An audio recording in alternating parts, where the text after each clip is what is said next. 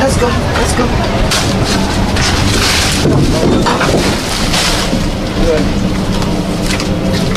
Agenda,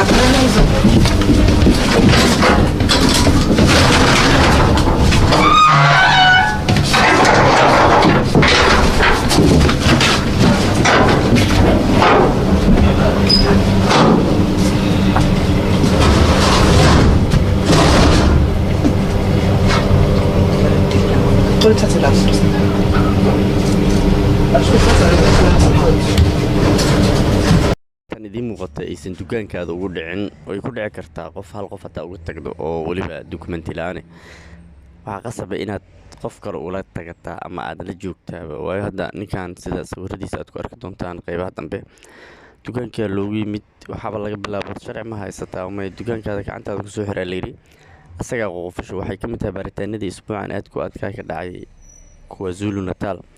marka ninkan waxaa lagu qasbay inuu iska xiro waxba isxaan iyo jaxan looma sameyn dukaankaada soo xiro soona baxaa layidhi dadkii xaafaddana waa ka wada horeeyaanba macnaha waa naadir inuu badbaado dukaankaas waa iska taqaanin South African kolley haddii meel cidlo loo cidleeyo looga tago waa iska taqaanin adigaba qorshahooda dhan waa qeyb inay wax qaataanba marka ninkan waxa lagu sameeyey waxay ahayn aad looga xumaado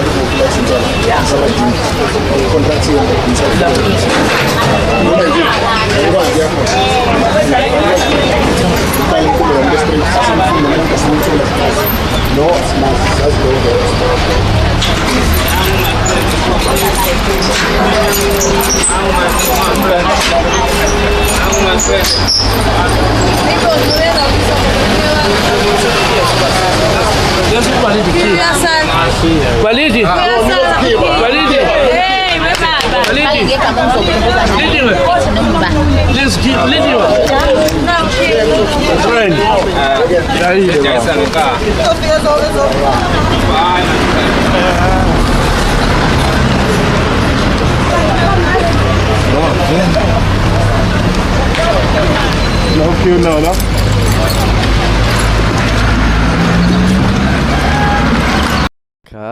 dambeyntiina waa lala tagay ayadoona wax isxaana loo sameyn oo la yiri soo baxba awrkan soo ful dukaanadiisa qof la yareer ku soo xirtay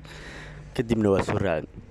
waa la xiray booliska sida arkaysiin bagadaal dabada shabaqlaha la geliyay waana la qaatay markii dukaankii u maqan waa taas su'aashiisu cid u maqan ma jirto hadda dadka gurigana ayaga ka bilaaba dadka guriga ay ka degan tahay